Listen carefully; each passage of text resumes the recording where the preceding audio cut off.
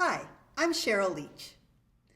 In this problem, we're asked to find the limit as x approaches 0 of the sine of x times the quantity 1 minus cosine x divided by x squared. Now my first instinct is to try to use direct substitution to evaluate this limit. But let's see what happens when I do that. The sine of 0 is 0. The cosine of 0 is 1, so this difference will be 1 minus 1, which is 0. My numerator, therefore, is 0 times 0, which is 0. However, my denominator is also going to be 0, which means I get 0 over 0, which is an indeterminate form. That's never the answer to a limit problem. When that happens, I need to find another way of writing this expression so that I am allowed to apply my limit laws. So let's see, what can I do to rewrite this expression? Well, it looks like a fairly complicated fraction, and there's a lot of multiplication and division in it. So one way you might rewrite it is to split this one complicated fraction into the product of two smaller fractions.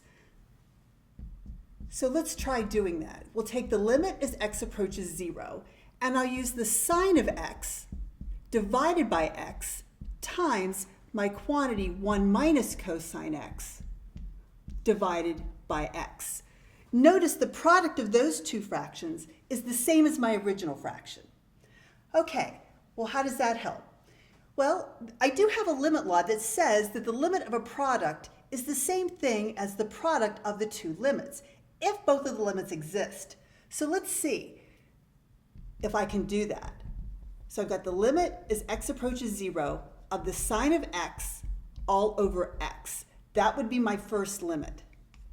My second limit is going to be the limit as x approaches 0 of 1 minus cosine x all over x.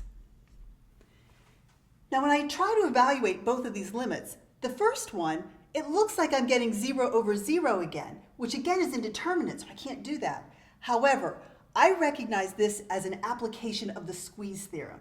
And I know that the sine of x over x as x goes to 0 gets closer and closer to 1. So that limit exists and it's 1. For my second limit, again, it looks like I'm getting 0 over 0, but it's also a special application of the Squeeze Theorem. And this particular limit is equal to 0. Both limits exist, so I can do them separately, and their product is 0. I hope this was helpful. Thanks.